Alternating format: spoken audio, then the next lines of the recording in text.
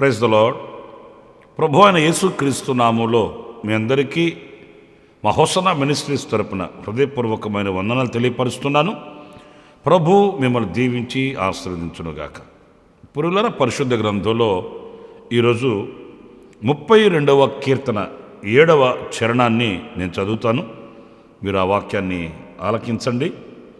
నా దాగుచోటు నీవే, శ్రమలో నుండి నీవు నన్ను రక్షించెదవు, విమోచన గానములతో నీవు నన్ను ఆవరించెదవు. ప్రియులారా చూడండి, వాక్య భాగంలో నా దాగుచోటు నీవే, శ్రమలలో నుండి నీవు నన్ను రక్షించెదవు.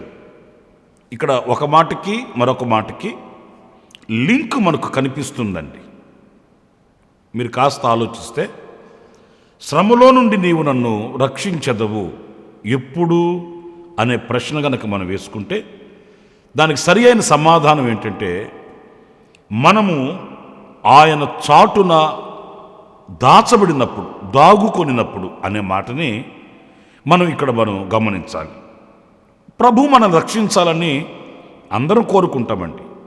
ఏ పరిస్థితులలో నుంచి అయినా, అది సమస్యలు కావచ్చు, అనారోగ్యం కావచ్చు, ఇబ్బందులు కావచ్చు, శోధనలు కావచ్చు, ఏదైనప్పటికీ కూడా ప్రభు మన బ్రతుకులో ఒక అద్భుతం చేయాలని, ఆశ్చర్యకరుడైన దేవుడు ఒక ఆశ్చర్యమైన కార్యం మన పట్ల చేయాలని, విడుదల, విజయము, రక్షణ మనకు కలిగించాలని మనం ఆశపడతాం. కానీ ఆశపడిన దానికి భిన్నంగా మనం ఏం చేయాలి అనేది మనం ఆలోచించమండి. ఆశిస్తుంటాము, ఆశకు వ్యతిరేకంగా ప్రవర్తిస్తూ ఉంటాము, కోరుకుంటూ ఉంటాము, కోరుకొనిన దానికి వ్యతిరేకంగా నడిపించబడుతూ ఉంటామండి. అందుకే మనం ఆశించినది అందుకోలేకపోవడం, ప్రార్థించినది పొందుకోలేకపోవడం, నిరాశ నిస్పృహల మధ్య ఒంటరిగా నిలిచిపోవడం జరుగుతుంది అనే విషయాన్ని మనం గమనించాలి. ఎందుకంటే నా దాగుచోటు నీవే, నా శ్రమలలో నీవు నన్ను రక్షిస్తావు. నేను వచ్చి నీ చాటును దాగుకున్నప్పుడు నన్ను రక్షించకుండా ఏమి దాటుకొని పోవు కదా. నిజమే. ప్రియమైన దేవుని బిడ్డలారా, మనం ఆరాధించే మన ప్రభు ఎవరు అనంటే, ఆయన సర్వశక్తి కలిగిన దేవుడు, సర్వాధికారి అయిన ప్రభు. ఆయన అన్నింటి మీద అధికారం కలిగిన వాడు, సర్వము మీద ఆయన శక్తి సామర్థ్యతలు కలిగిన దేవుడు అండి. అన్నప్పుడు ఏ పరిస్థితుల్లో మనము ఆయన చెంతకు వెళ్ళి, ఆయన చాటుకు వెళ్ళి, ఆయన నీడలో దాక్కుంటామో ఆ విషయంలో ఆయన మనకు ఒక రక్షణ ప్రసాదిస్తాడు. మన ఎదుట నిలిచిన మనకు శత్రువుగా ఉన్న వాటిల్ని ఆయన గద్దిస్తాడు. ఆయన మనకు విమోచన కలుగు చేస్తాడు. లేఖనాల్లో మనం చదువుతామండి, ఆయన సముద్రాన్ని గద్దించెను అనే మాట మనం చదువుతాం. ఎవరి నిమిత్తం? ఆయన చాటున ఉన్న తమ బిడ్డల నిమిత్తం. వాళ్ళు కంగారు పడిపోయారు.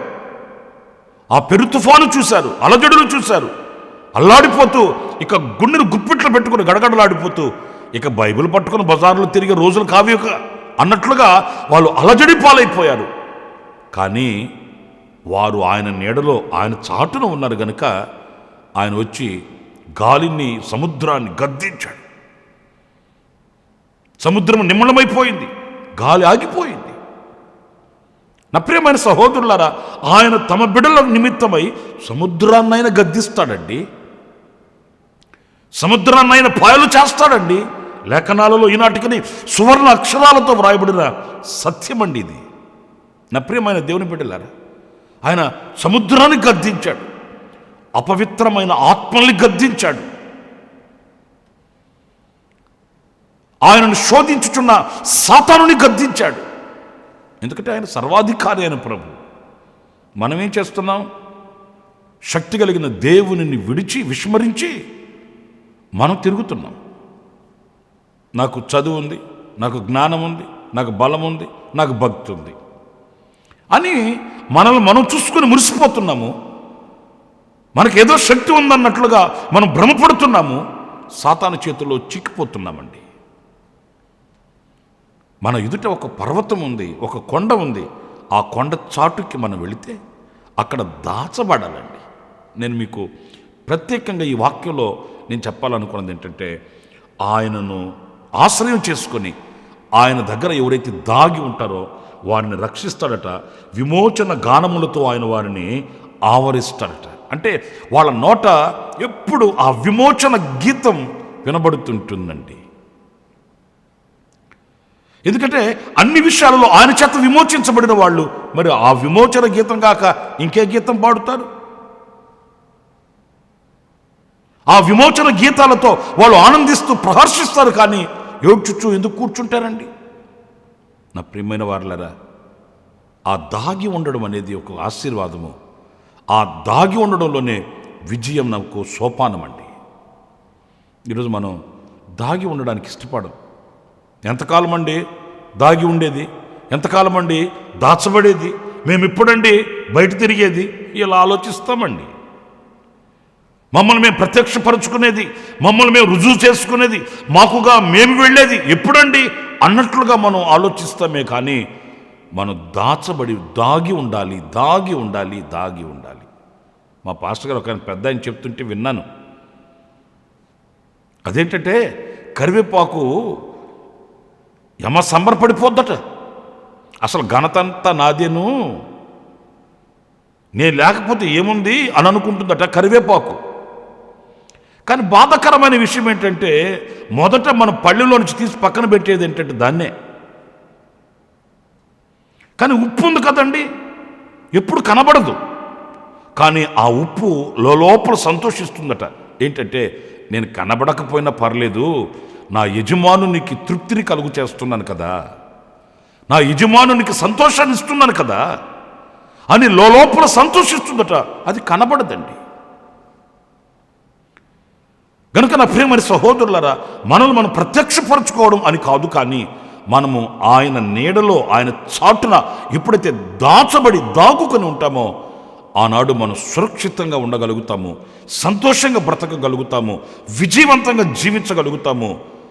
ఆయన కోరిన ఆ ప్రణాళికని మనం సంపూర్తి చేయగలిగిన సాధనాలుగా మనం బ్రతకగలుగుతామండి. లేఖనాల్లో దైవజనుడైన ఏలియాని గురించి మనం చదువుతామండి. దేవుడు దైవజనుడైన ఏలియాని ఒక ఆశ్చర్యకరమైన పద్ధతిలో పోషించాడండి. మనకు ఆశ్చర్యం కలుగుతుంది. ఆయనను నడిపించిన విధానం కానివ్వండి, ఆయనను పోషించిన విధానం కానివ్వండి, ఆయనను కాపాడిన విధానం, ఇవన్నీ మన మతికి మించినవండి. చూడండి, ప్రభు ఏలియాతో చెప్పిన మాట రాజుల మొదటి గ్రంథం 17వ అధ్యాయం 3వ వాక్యంలో మనం చదువుతాము. నీవు ఇచ్చటి నుండి తూర్పు వైపునకు పోయి యోర్దానునకు ఎదురుగానున్న కేరేతు వాగు దగ్గర దాగి ఉండుము. పురిగారు, నేను ఇక్కడ మీకు నా మనసులో మాట చెప్పాలనుకున్నది ఏంటంటే, ఆయన వెళ్ళిందే అక్కడ చుట్టూ చూపుకెళ్ళినట్టు వెళుతున్నాడండి. అక్కడ ఆయనకి ఎవరూ తెలీదు, పరిచయాలు లేవు. మరి ఈయన అక్కడికి వెళ్ళి దాగి ఉంటే ఈయనకి ఎవరు తీసుకొని వచ్చి పోషిస్తారండి ఈయన్ని? ఇప్పుడు ఈయన అక్కడికి వెళ్ళిన సంగతి నలుగురికి తెలిస్తే, ఈయన అక్కడ ఉన్న సంగతి సమాజానికి తెలిస్తే, ఏదో నలుగురు ఏదో తీసుకుని వచ్చి ఆయనకి పెడతారు, పోషించబడతాడు, 4 రోజులు అక్కడ ఉంటాడండి. దేవుని మాటలన్నీ ఆశ్చర్యాన్ని కలిగిస్తాయి. నీవు అక్కడికి వెళ్ళి దాగి ఉండు అంటే, ఈయన వెళ్ళి అక్కడ దాగి ఉంటే ఏంటి తర్వాత పరిస్థితులు ఏంటి అనే ప్రశ్న ప్రతి మనిషికి కలుగుతుందండి. నేను అక్కడికి వెళ్ళి ఎవరితో మాట్లాడకుండా, ఎవరి దగ్గరికి వెళ్లకుండా, ఎవరి చెంతకు వెళ్లకుండా, ఎవరి సహాయాన్ని కోరుకోకుండా నేను దాగి ఉండాలంటున్నాడు. ఏంటి? నన్ను ఏం చేయాలని, నా పరిస్థితి ఏమవ్వాలని? నేను అక్కడికి వెళ్ళి ఎవరు కంటపడకుండా దాగి ఉంటే నాకు ఎవరు తీసుకొని వచ్చి నాకు ఆహారం ఇస్తారు, నేను ఎలా పోషించబడుతానని సమస్య ప్రతి మనిషికి తలెత్తుతుందండి. కానీ దేవుడు చెప్పింది అదే. మన పద్ధతులు వేరుగా ఉంటాయి, దేవుని పద్ధతులు వేరుగా ఉంటాయండి. మన ఆలోచనలు వేరుగా ఉంటాయి, దేవుని ఆలోచనలు వేరుగా ఉంటాయండి. దేవుని ఆలోచనలు మన ఎడల మనము ఊహించలేనంతగా ఉంటాయండి. ఎందుకంటే ఆ కేరేతు వాగు దగ్గరికి వెళ్ళి నీవు దాగి ఉండు అంటే దైవజనుడు అలాగే నేను శిరస్సు వంచి అక్కడికి వెళ్ళాడు. ఆశ్చర్యమైన సంగతి ఏంటంటే చూడండి, ఆయన దాగి ఉండడం నేర్చుకున్నాడు. దేవుడు ఆశ్చర్యకరంగా పోషిస్తూ వచ్చాడండి. అక్కడ తనను తాను ఆయన ప్రత్యక్షపరచుకోకపోయినా ఆశ్చర్యకరమైన సహాయం కలిగింది అక్కడ కేరేతు వాగు దగ్గర దైవజనునికి. ఆయన్ని పోషించింది ఎవరో తెలుసండి? కాకులు. మన దగ్గర ఏమైనా ఉంటే పేక్కపోతాయే కాకులు, అవి తీసుకొచ్చి పెట్టే ఆయనకి. మన దగ్గర పేక్కపోయి ఆయనకి తీసుకొచ్చి పెట్టేయండి. అంటే అర్థం ఏంటంటే ఆధారమే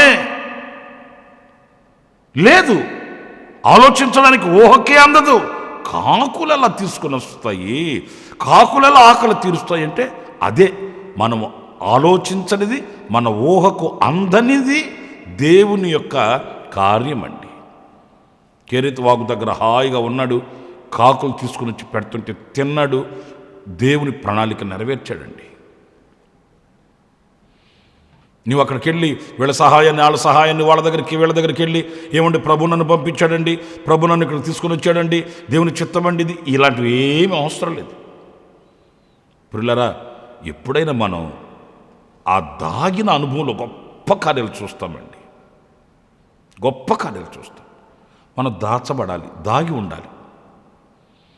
నేను కాదు జీవించేది ప్రభు అన్నట్టు, నాది కాదు ఈ కార్యం నా దేవునిది అన్నట్టు, నాది కాదు ఈ సమస్య దేవునిది అన్నట్లు భారము ఆయన మీద మోపి మనము ఆయన సరసన, ఆయన నీడలో, ఆయన కౌగిలిలో, ఆయన మదిలో, ఆయన ఎదలో మనం దాగి ఉండాలి.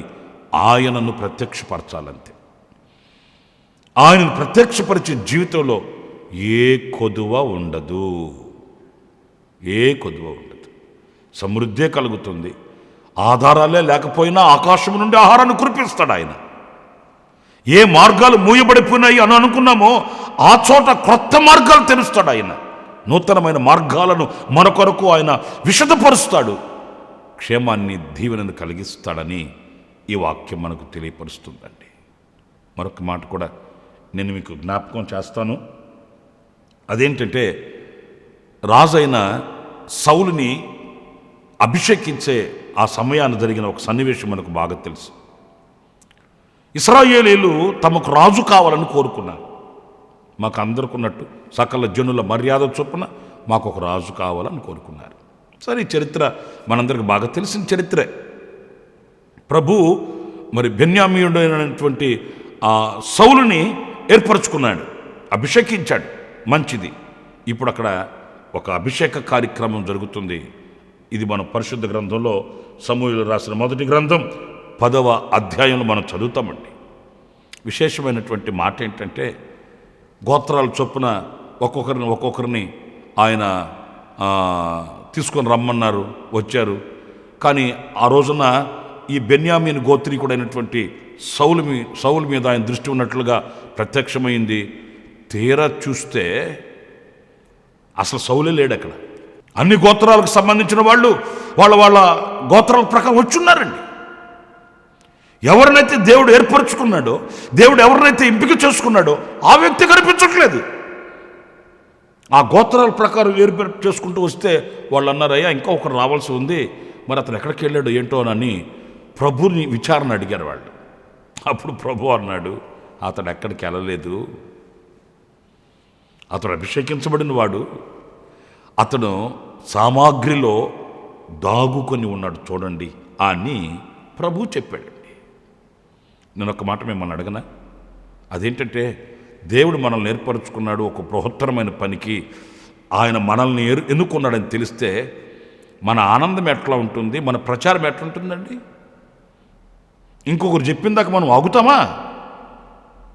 ఏమండి, 500 మంది ఇంటర్వ్యూకి వెళ్ళారు, ఆ 500 మందిలో 5 మందికి ఉద్యోగాలు వచ్చాయి, ఆ 5 మందిలో నీవు కూడా ఒక్కడివి అనే వార్త విన్నాడనుకో, వాడు ఇక ఊర్లో ఉంటాడా?